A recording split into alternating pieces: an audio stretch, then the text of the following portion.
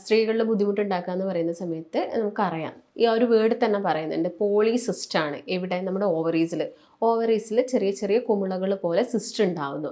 അതുമൂലം എന്ത് സംഭവിക്കുന്നില്ല? ഓവുലേഷൻ പ്രോപ്പറായിട്ട് നടക്കുന്നില്ല. അവരുടെ മെൻസസിലൊക്കെ ഒരുപാട് ഇറഗുലാരിറ്റീസ് വരിക. ഇതിനെയാണ് ശരിക്കും പോളിസിസ്റ്റിക് ഒവാരിയൻ ഡിസീസ് എന്ന് പറയുന്നത്. ഈ ഭാഗങ്ങളിലൊക്കെ കൂടുതലായിട്ട് എന്താവുക? രോമത്തിന് കട്ടി വെക്കുക. അതുപോലെ തന്നെ അംബിലിഗസിൻ്റെ ഏരിയ, ആ ഒരു നാഭിയുടെ ഏരിയയിലൊക്കെ കൂടുതലായിട്ടും രോമത്തിന് കട്ടി വെക്കുന്നതൊക്കെ ഇങ്ങനെ PCOD ഉള്ള പെൺകുട്ടികളുടെ ലക്ഷണങ്ങളാണ്.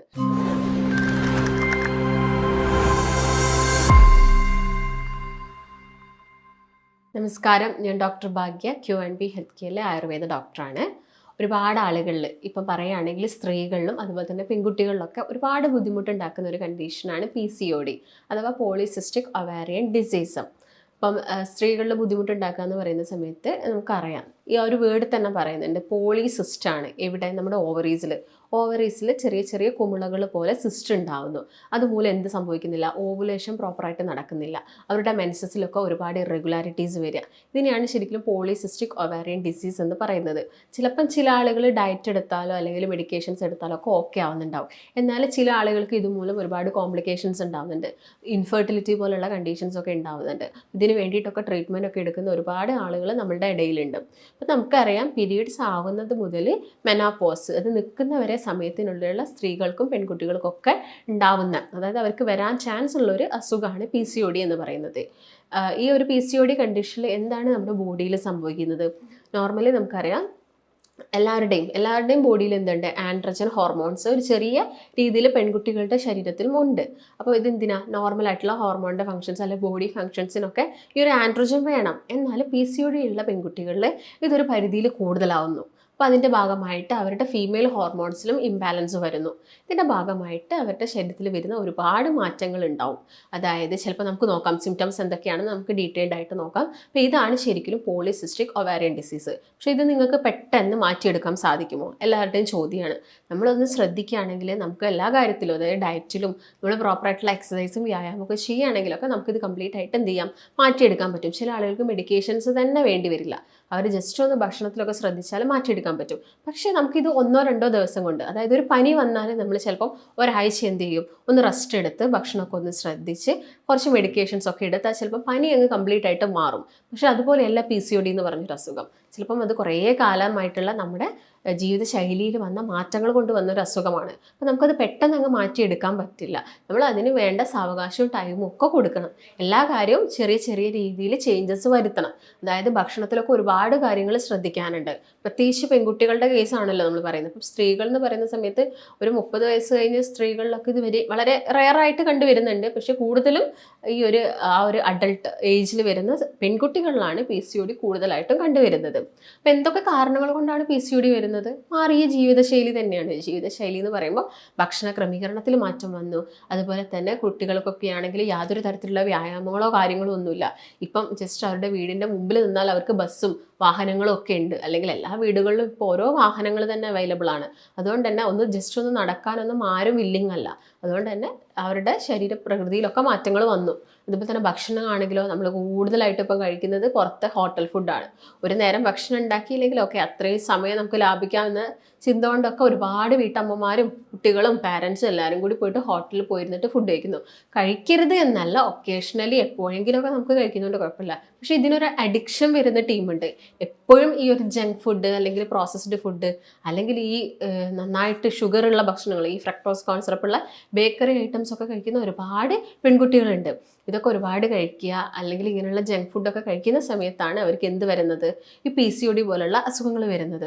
അപ്പം കാരണം നോക്കുകയാണെങ്കിൽ, പക്ഷേ ഒട്ടുമിക്ക ആളുകൾ ചോദിക്കുന്നുണ്ട്, ഡോക്ടറെ എനിക്ക് വലിയ തടിയൊന്നുമില്ല, തടിയാണ് ഇതിനൊരു കാരണം എന്ന് പറയുന്നുണ്ട്. എനിക്ക് വലിയ തടിയൊന്നുമില്ല, പക്ഷേ എന്താണ്, ഞാൻ മെലിഞ്ഞാണ് ഇരിക്കുന്നത്, പക്ഷേ എനിക്ക് PCOD ഉണ്ട്. മെലിഞ്ഞിരിക്കുന്ന ആളുകളിലും PCOD വരാനുള്ള ചാൻസസ് ഉണ്ട്. അതിലൊരു മെയിൻ റീസൺ എന്ന് പറയുന്നത് പ്രോപ്പറായിട്ടുള്ളൊരു ഹോർമോണിൻ്റെ പ്രവർത്തനം നടക്കണമെങ്കിൽ നമ്മുടെ ശരീരത്തിൽ ഒരു മിനിമൽ ഫാറ്റിൻ്റെ ഒക്കെ ആവശ്യകത ഉണ്ട്. അപ്പോൾ നിങ്ങൾക്ക് ആ ഒരു ഫാറ്റും കൊഴുപ്പും കാര്യങ്ങളൊന്നും നിങ്ങളുടെ ബോഡിയിൽ ഇല്ലെങ്കിലും PCOD വരാനുള്ള ചാൻസസ് കൂടുതലാണ്. ഇനി എന്തൊക്കെയാണ് ഇങ്ങനെയുള്ള ആളുകളിൽ കാണിക്കുന്ന ലക്ഷണങ്ങൾ എന്ന് നോക്കാം. എല്ലാ പെൺകുട്ടികളും പറയുന്ന ഒരു കാര്യമാണ് എന്ത്? അവർക്ക് പീരീഡ്സിൽ വരുന്ന ഇറഗുലാരിറ്റീസ്. അപ്പം ഇതുമൂലം അവർക്ക് ഭയങ്കര മാനസികമായിട്ടുള്ള വിഷമങ്ങളും കാര്യങ്ങളും ഒക്കെ ഉണ്ടാവും. പീരീഡ്സ് ഒന്നും ആയിട്ടില്ലെങ്കിൽ, അല്ലെങ്കിൽ അവരുടെ സൗന്ദര്യത്തിൽ വരുന്ന എന്തെങ്കിലും ചെറിയ ചെറിയ മാറ്റങ്ങളൊക്കെ അവരിൽ ഒരുപാട് മെൻ്റൽ സ്ട്രെസ്സും ടെൻഷൻസും ഉണ്ടാക്കുന്നുണ്ട്. അതുമൂലം ഈ കണ്ടീഷൻ വീണ്ടും കൂടുകയാണ് ചെയ്യുന്നത്. പിന്നെ നിങ്ങൾക്ക് എന്തെങ്കിലും ഇങ്ങനെ മാനസിക സമ്മർദ്ദം എന്തെങ്കിലും കാര്യങ്ങൾ ഉണ്ടെങ്കിലും നിങ്ങൾക്ക് PCOD വരാനുള്ള ചാൻസസ് ഉണ്ട്. അപ്പം എന്തൊക്കെയാണ് ലക്ഷണങ്ങൾ? ആദ്യം തന്നെ നോക്കുകയാണെങ്കിൽ അവരുടെ പീരീഡ്സിൽ വരുന്ന ഇറഗുലാരിറ്റീസ്. അതായത് ചിലപ്പം ആ ഒരു പീരീഡ്സ് ആവുന്ന സമയത്ത് ബ്ലീഡിങ് നല്ല രീതിയിൽ ബ്ലീഡിങ് ആയിരിക്കാം, അല്ലെങ്കിൽ സ്കാൻറ്റി ബ്ലീഡിങ് ആയിരിക്കും, ബ്ലീഡിങ് വളരെ കുറവായിരിക്കാം, അല്ലെങ്കിൽ ഈ ഒരു ബ്ലീഡിങ് ഉണ്ടാവുന്ന സമയത്ത് തന്നെ ചെറിയ ചെറിയ ബ്ലഡ് ക്ലോട്ട്സ് ആയിട്ട് ബ്ലീഡിങ് പോകുന്നതായിരിക്കും അവർക്കുണ്ടാകുക. അല്ലെങ്കിൽ ആർത്തവ സമയത്ത് നല്ല രീതിയിൽ അവർക്ക് പെയിൻഫുൾ ആയിട്ടുള്ളൊരു ആർത്തവായിരിക്കും ഉണ്ടാകുന്നത്. ഇതൊക്കെ ഇതിൻ്റെ ലക്ഷണങ്ങളാണ്. അതുപോലെ തന്നെ കാണുന്നത് മുടി കൊഴിച്ചിൽ, വല്ലാത്ത രീതിയിൽ പെൺകുട്ടികളുടെ മുടി വല്ലാത്ത രീതിയിൽ കൊഴിഞ്ഞു പോവുക.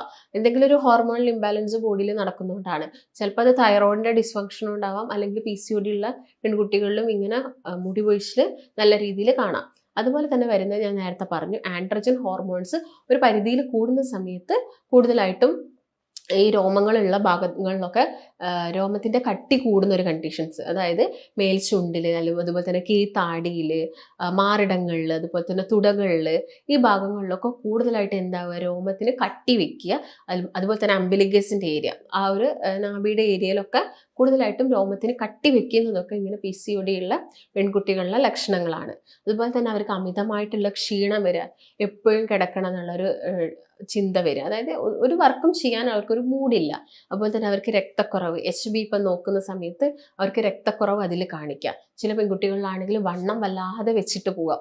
ഇപ്പം നിങ്ങൾക്ക് പീരീഡ്സ് ഒക്കെ ആയിട്ട് ഒരു ആദ്യത്തെ 2 വർഷം പീരീഡ്സിൽ ഇറഗുലാരിറ്റീസ് ഒക്കെ കാണിക്കുന്നുണ്ടെങ്കിൽ അത് PCOD ആണെന്നൊന്നും നമുക്ക് പറയാൻ പറ്റില്ല. അത് നോർമലി അങ്ങനെ ചില പെൺകുട്ടികളിൽ കാണിക്കാറുണ്ട്. അതുപോലെ തന്നെ ഇപ്പോൾ പെൺകുട്ടികളുടെ കേസൊക്കെ നോക്കുകയാണെങ്കിൽ അവർക്ക് ഈ വരുന്ന ഒരു കറുപ്പ് നിറമാണ്, ഒരു ഡിസ്കളറേഷൻ, പ്രത്യേകിച്ച് കഴുത്തിന് ചുറ്റും കറുപ്പ് നിറം ഉണ്ടാവുക, കൈമുട്ടുകളിൽ കറുപ്പ് നിറം വരിക, ആംപിറ്റിൽ കൂടുതലായിട്ട് കറുപ്പ് നിറം വരിക, തുടയുടെ ഭാഗങ്ങളിൽ കറുപ്പ് നിറം കൂടുതലായിട്ട് വരുന്നതൊക്കെ ഇതിൻ്റെ ഒരു ലക്ഷണമാണ്. അതുപോലെ തന്നെ അവരുടെ ഫേസ് കുറച്ചും കൂടി ഒരു എണ്ണമയമായിട്ട് മുഖക്കുരുക്കെ വരാനുള്ള ചാൻസുകളൊക്കെ ഇങ്ങനെയുള്ള ആളുകളിൽ കൂടുതലായിട്ട് നമ്മൾ കണ്ടുവരാറുണ്ട്. ഇങ്ങനെ PCOD ഉള്ള ആളുകൾ ശ്രദ്ധിക്കേണ്ട കാര്യങ്ങൾ എന്തൊക്കെയാണ്?